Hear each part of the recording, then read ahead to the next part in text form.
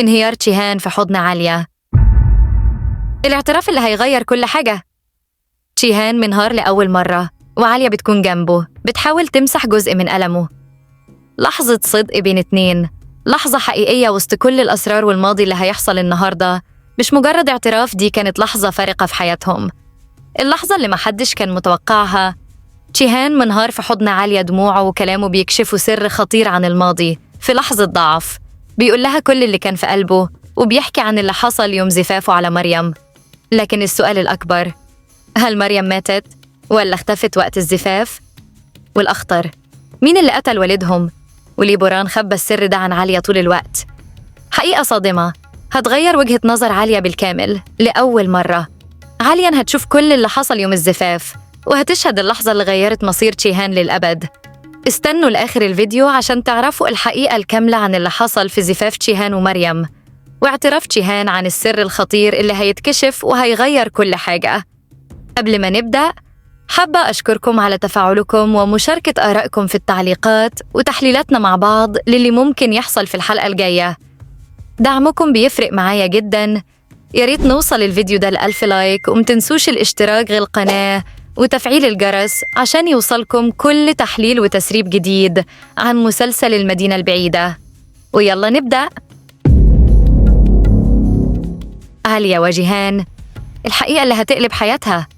بعد ما القاضي رفض الدعوة، أوجور بيخرج عن شعوره تماماً، مش قادر يصدق إن خطته فشلت، وبيقرر يحكي كل اللي حصل لمينا.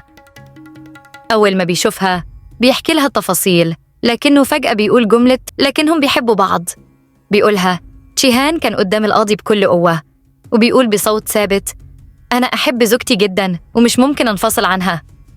عالية كانت واقفة وعينيها بتلمع، مشاعرها مختلطة بين الفرحة والتوتر، لكن واضح إنها اتأثرت بكلامه. مينا هنا بتنهار، مش مصدقة اللي بتسمعه. إزاي بعد كل اللي حصل بينهم وبعد علاقتها بجيهان يجي في الآخر ويقول إنه بيحب عالية؟ الغضب بيشتعل فيها، بتكسر المكان حواليها وبتقرر إنها لازم تاخد حقها بأي طريقة. هنا بيبدأ التعاون بينها وبين أوجور.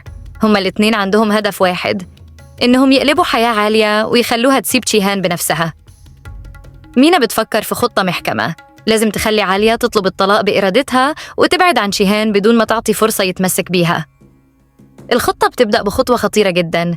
مينا هتواجه عالية بحقيقة مخفية، حاجة محدش يعرفها غيرها، حاجة قادرة تهد علاقتها بتشيهان للأبد، تخليها تحس إن كل حاجة كانت كذبة وإن الحب اللي شايفاه مجرد وهم. تابعوا للنهاية عشان نعرف المفاجأة الصدمة وخطة مينا واللي هتعمله مع عالية. اللي جاية هيكون أصعب. زيرين، كايا، والزواج اللي قلب الموازين. في لحظة مصيرية زيرين بتقف قدام كايا وعينيها مليانة قوة، لكنها في الحقيقة مدارية جواها ألم كبير، وبصوت ثابت بتقوله الجواز ده كان بإرادتي. كايا بيقف مكانه مصدوم، عينيه بتلمع بالغضب والخذلان. مش قادر يصدق إن زيرين اختارت ديمير بمحض إرادتها، وإن الموضوع مش مجرد لعبة أو تهديد. قلبه بيدق بسرعة وأفكاره بتتخبط، لكن الحقيقة اللي قدامه أوضح من أي شيء.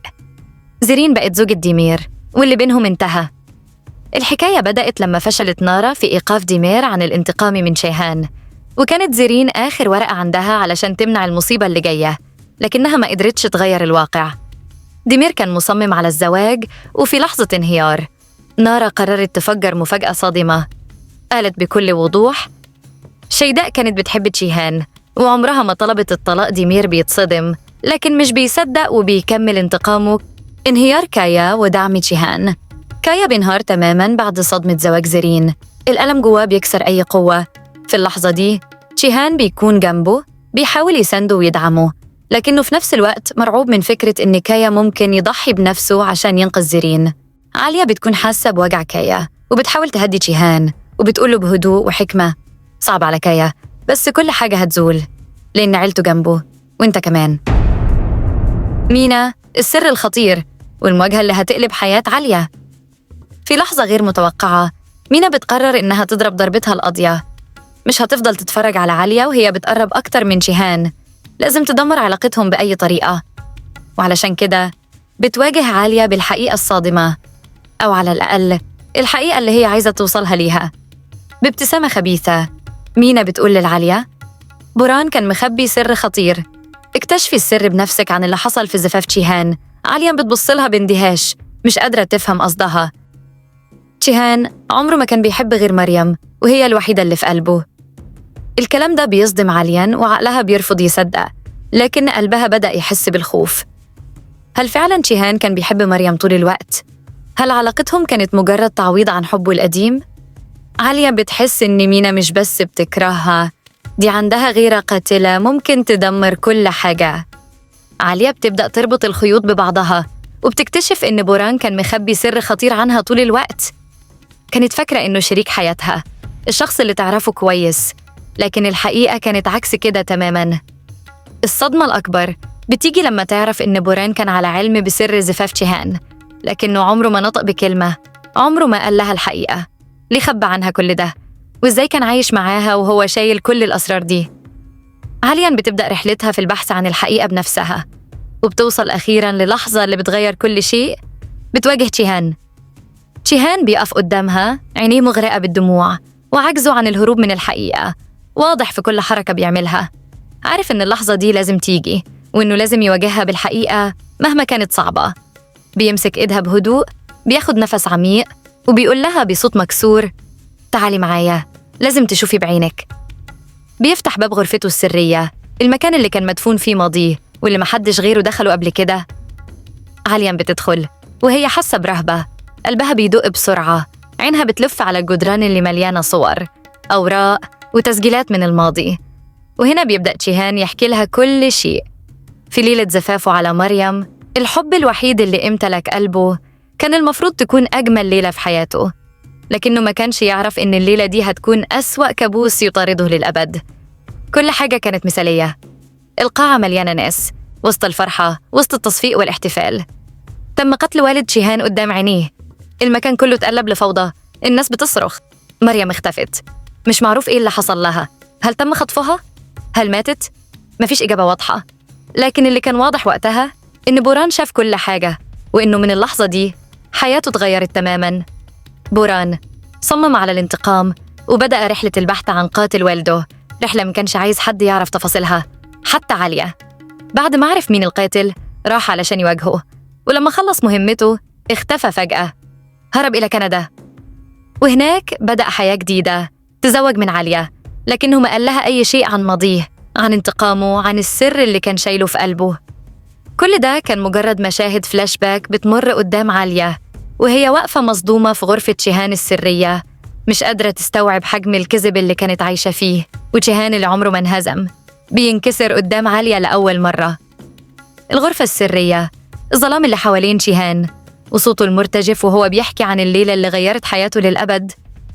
كل كلمة كانت بتخرج منه بصعوبة، وكأنها بتنزف وجعه بدل الدموع اللي ماليها عينيه. تشيهان دايما كان قوي، دايما كان الشخص اللي مفيش حاجة تهزه، لكن قدام عالية كان مختلف. عينيه مغرقة بالدموع، صوته مكسور، وكأنه لأول مرة في حياته بيعترف إنه مش قادر يشيل الحمل لوحده. عالية واقفة قدامه، شايفة انهياره، قلبها بيتوجع من ضعفه قدامها. أول مرة تحس إنه محتاج لها بجد، مش كإنسانة بس، لكن كحد يحضنه، يطمنه، يقوله إنه مش لوحده. ومع دموعه اللي نزلت بصمت، اتوقع إن عالية بتحضن تشيهان، وده هيكون آخر مشهد في الحلقة. تشيهان لأول مرة هيحس بالأمان الحقيقي، وعالية لأول مرة تحس إنها أقرب شخص ليه. الأحداث بتتصاعد والمشاعر بتتغير، وكل سر بينكشف بيفتح باب لسر أكبر. استنونا في الحلقة الجاية عشان نشوف إزاي هتكمل القصة، وإيه اللي ممكن يحصل بعد اللحظة دي. شكراً لمتابعتكم، وانتظروا المفاجآت اللي جاية. سلام.